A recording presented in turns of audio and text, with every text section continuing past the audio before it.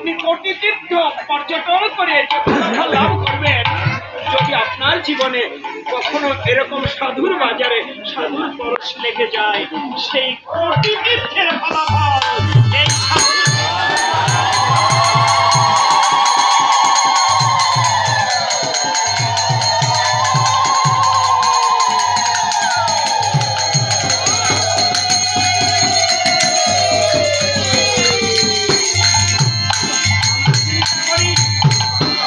আমরা চিন্তা করি পিতা পুত্রের সাধু সঙ্গ হয় না, আমরা চিন্তা করি মা ও পুত্রের সাধু সঙ্গ হয় না।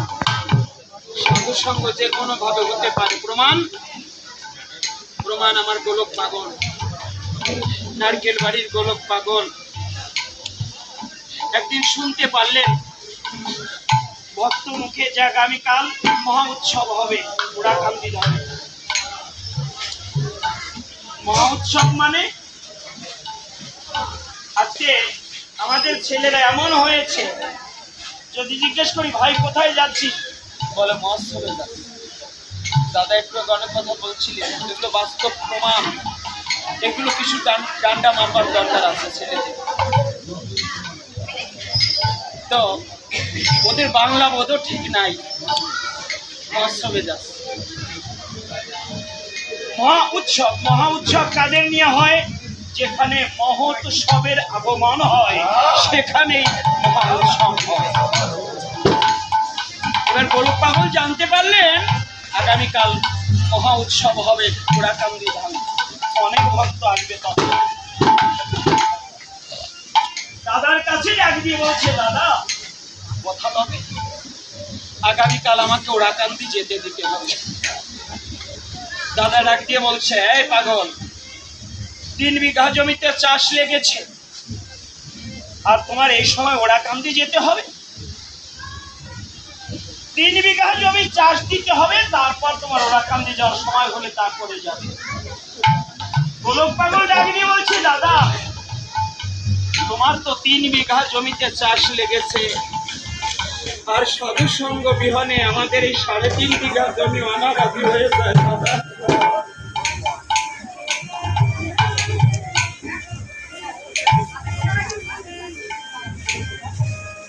এই 3.5 বিঘা জমি অনাবাদি হয়ে যায়। এইটা হলো আবাদ করার যুগ, এইটা হলো আবাদ করার মতো পূর্ণাঙ্গ সময়। তার কারণ কি? এর আগের কলিতে আমার তারক রসরাজ বলেছে, সত্য ত্রেতা দাপরেতে দক্ষিণকার ছিল ঘাটেতে, রবি মানে সূর্যদেবের পুত্র। ভালো আছেন? তিনটি যুগ ওই পারঘাটায় ছিল, যে পারঘাটা দিয়ে আমরা পারে যাতায়াত করি, আসার যাওয়া করি জগতে। ওই পারঘাটায় ছিল যমরাজ, আর যমরাজ বিভিন্ন শাস্তি দিয়ে দিয়ে এই জীবকে পারে নিয়ে যেত। তাই এই যুগে লালন ফকিরও যেমন লিখেছে, দল নিতাই কাউকে ফেলে যাবে না, তারক রসরাজও সেইখানে দাঁড়িয়ে বলছে, এই জগতে একজন জীব যদি অপারে থাকে, নিতাই কখনো পারে যাবে না। সেই রবি সুদকে তাড়িয়ে দিয়ে, অর্থাৎ যমরাজকে পারঘাটা থেকে তাড়িয়ে দিয়ে আমার গৌর হরিকে ডাক দিয়ে বলছে, নিতাই ডেকে বলছে, নিমাই ত্রেতা যুগে কথা দিয়েছি, বলিতে গিয়ে আমি হব বড়, তুই হবি ছোট। ত্রেতা যুগে যখন লক্ষণ ছিলাম তখন আমি ছিলাম ছোট, আর এই কলিতে আমি হয়েছি বড় ভাই। কথা দিয়েছিলি ত্রেতায়, যখন লঙ্কা জয় করলাম, যখন সীতা উদ্ধার করলাম, দশাননকে বধ করে আমরা যুদ্ধ জয় করলাম, তখন কথা দিয়েছিলি যে তুমি 14টি বছর ঘুমাও নাই, 14টি বছর খাও নাই, 14টি বছর নারী মুখ দর্শন করো নাই। কলিতে গিয়ে তুমি যা বলবে আমি তাই শুনবো দাদা। আজ সেই যুগ, আমি তোর বড় ভাই, অনেক দাবি তোর কাছে করবো না রে নিমাই, একটা দাবি করি, আমার এই জীব বড় দুঃখী, বড় তাপি, বড় পাপী। এরা সময় মতো হরিনাম করতে পারবে না। এদের জীবন রবি কখন ডুবে যাবে এরা বুঝতে পারবে না। তাই যমরাজকে তাড়িয়ে দিয়ে, নিমাই তুই দাঁড়াবি এই পার ঘাটায়। একবারও জীব যদি হরিনাম নিয়ে দাঁড়াবে,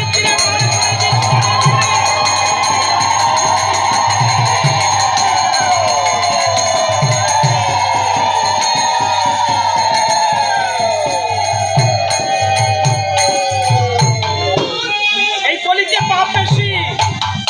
হ্যাঁ, দোষের সমুদ্র আমরা পাড়ি দিচ্ছি। এই কলিতে পাপ বেশি, আমিও স্বীকার করে নিচ্ছি, কিন্তু পাপ মুক্তির উপায়ও বেশি। শুধু হরিনাম। এইবার ডাক দিয়ে বলছে, দাদা একটা দিন পরে চাষ করবে, আমার কোড়াকান্দি যেতে দাও। দাদা বলছে, না, পাগলামি বেড়েছে না, তোমাকে করে দিলাম মানা, আগামীকাল ওড়াকান্দি তোমার যাওয়া চলবে না, আগে জমি চাষ করতে হবে, তারপর আর ওড়াকান্দি। গোলক পাগল ডাক দিয়ে বলছে, দাদা একটা দিন পরেও তো চাষ করা যাবে না, আমাকে একটা দিন যেতে দাও না। থেকে বলছে, না, কোনো অনুনয় বিনয় চলবে না। গোলক পাগল উপায়ন্ত না পেয়ে মায়ের কাছে গিয়ে বলছে, মা আমাকে একটু বুঝিয়ে বল না দাদার কাছে, দাদা যেন আমাকে ওড়াকান্দি যেতে দেয়। মা বলছে, গোলক রে, তুই যদি জমিতে না যাস, যদি ওড়াকান্দি যাস, তোর দাদারা তোকে হালুয়া লাঠি ধরে পিটাবে, ঘোড়া বাঁশ দিয়ে পেটাবে, আমি মা হয়ে সইতে পারবো না বাবা। এ জগতে ভালো একজন ছেলে মায়ের কাছে, আর পাগল একজন ছেলে মায়ের কাছে, অন্ধ একজন ছেলে মায়ের কাছে। দাদারা তো তোকে ঘোড়া বাঁশ দিয়ে পেটায়, হালুয়া লাঠি ধরে পেটায়, আমি মা হয়ে সইতে পারি না বাবা। তোরা কেমনি জানিস না? দেখে বলছে, মা আমি ভেবেছিলাম মায়ের কাছে বললে যেতে দেবে,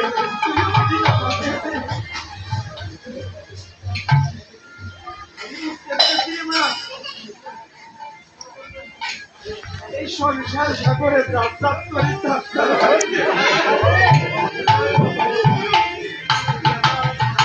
আমি বুঝতে পেরেছি, এই সংসার সাগরে যাত্রাত করে যাত্রার বাইতে হয়, কেউ কারো তরি পেয়ে দেয় না রে মা। আমি বুঝতে পেরেছি, আমি পাগল হলো, আমি বুঝি যে মায়ের কথা অমান্য করতে হয় না মা। আমি যাবো, জমিতেই যাবো। এবার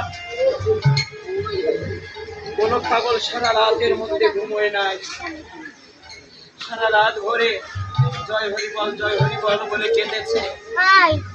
আপনারা যারা প্রাচীন আগেকার সময় যারা হাল বইতেন তারা জানেন, 1 ঘন্টা থেকে 1.5 ঘন্টা বাকি থাকতে হাল নিয়ে যেতে লাগে। দাদা ডাক দিয়ে বলছে, আয় বলো, এখনো ঘুমাচ্ছিস?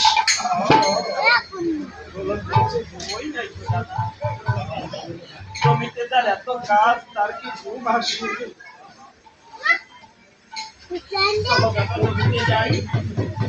হালের বলদ ছেড়ে নিয়ে, লাঙল চোয়াল কাঁধে নিয়ে চলছে নারকেল বাড়ির পাহাড়ে। সকাল থেকে আরম্ভ করে চাষ করছে, 2 ভাই 2খানা হাল বইছে। দাদা সামনে চাষ দেয়, আর গোলক পাগল দাদার পিছনে পিছনে চাষ দেয়। এরকম দুপুর গড়িয়ে বিকেল বেলা পড়ে গেছে যে সময়, আমার গোলক মনে মনে ভাবে, এখন যদি আমি ঠাকুর বাড়ি থাকতে পারতাম রে। ভক্তবৃন্দ হয়তো স্নান করে এখন সেবায় বসে গেছে, ভক্তবৃন্দ এখন সেবায় বসেছে, আমি যদি ওড়াকান্দি থাকতে পারতাম, সবার পাতে পাতে আমি দই ফিরাতাম। এই যখন ভাবছে আর চাষ করছে, ওই ভ্রমণটা বেঁকে গেছে। বাবা ভ্রমণটা বেঁকে গেছে। দাদা দেখতে পায় গোলকের চাষে মন নাই। দাদার হাতে ছিল হালুয়া লাঠি, পাঁচনি নড়ি। ওই গরু পিটানো নড়ি, ওই রোদের মাঝে ক্লান্ত শরীরে দাদা হাল থামিয়ে রেখে গিয়ে ওই ক্লান্ত দেহে গোলক পাগলের পৃষ্ঠে টাস টাস করে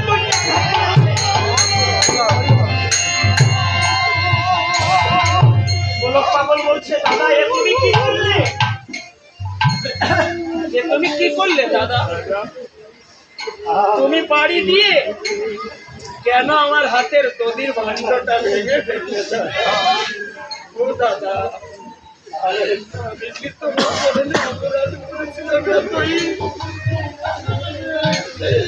দাদা তোদের পাশে মাত্র দই বিরাচ্ছিলাম, তুমি বাড়ি দিয়ে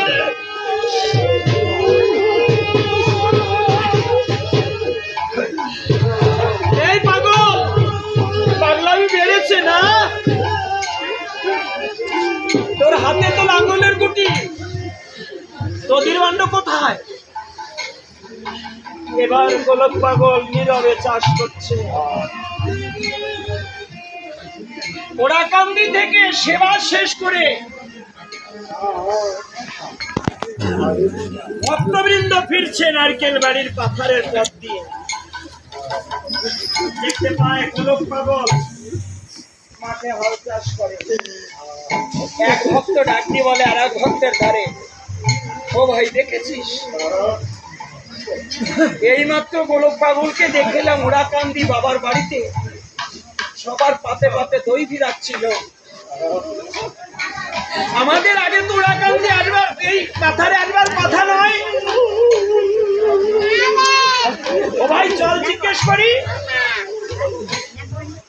এইবার এক ভক্ত গিয়ে রেখে বলছে, ও পাগল একটু আগে তোমাকে দেখে এলাম ওরাকান্দি বাবার বাড়িতে, তুমি সকলার পাতে পাতে দই ভিড়াচ্ছিলে, কলির মাঝখানে দধির ভাণ্ডটা পড়ে ভেঙে গেল। তুমি হতাশ নয়নে কাঁদতে লাগলে কলির মাঝখানে দাঁড়িয়ে। ও পাগল কি হারিয়েছিল তোমার, কি হয়েছিল তোমার? নিরুত্তর গোলক পাগল। ভক্তবৃন্দ বলছে, পাগল তুমি আমাদের আগে এখানে এলে কি করে? দাদা রেখে বলছে, গোলক তো সারাদিন আমার পিছনে হাল চাষ করছে, ও তো ওরাকান্দি যায় নাই। ভক্তবৃন্দ বলছে, গিয়েছিল আপনি দেখেন না।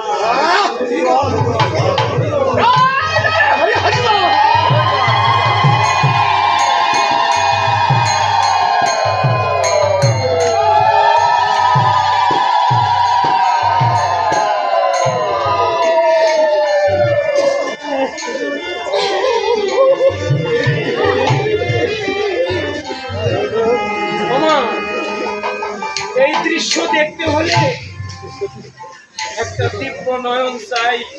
এই অন্ধ নয়নে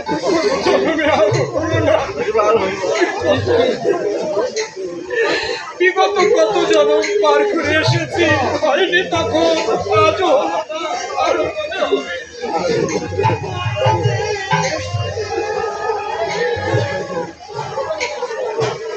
দাদা রেখে বলছে, ও সারাদিন আমার পিছনে হাল চাষ করছে, ওরাকান্দি যায় না। গিয়েছিল আপনি দেখেন নাই।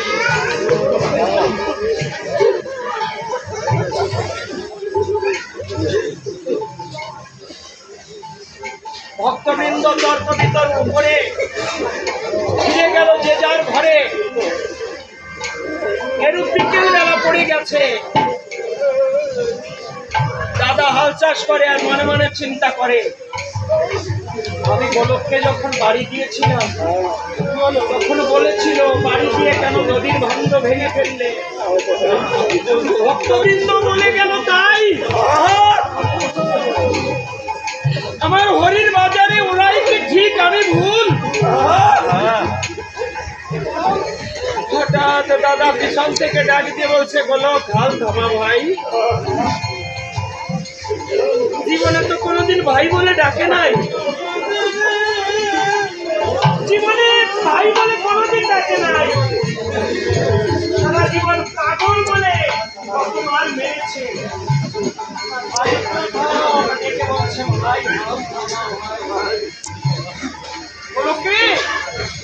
আজ আর হাল চাষ করবো না রে ভাই।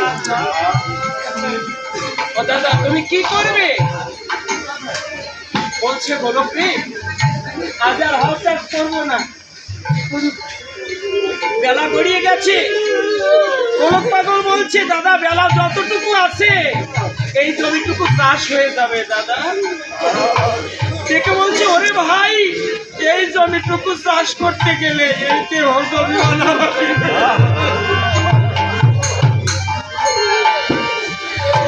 গোলক রে আজ পরাণ ভরে সাধু সঙ্গ করবো, আজ পরাণ ভরে ভক্ত সঙ্গ করবো। ও দাদা তুমি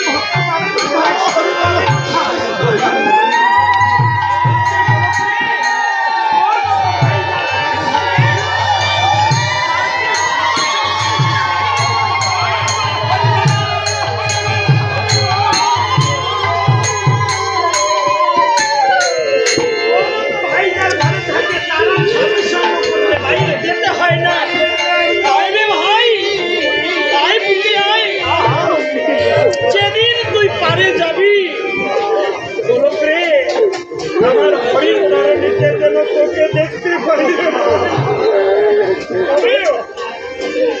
হরি বলা পাখি রে, কত জন্মের পুণ্যের বলে ভাই হয়ে এসেছিলি আমাদের ঘরে। এমনি মতো ভাই যেন জন্মে জন্মে পাই।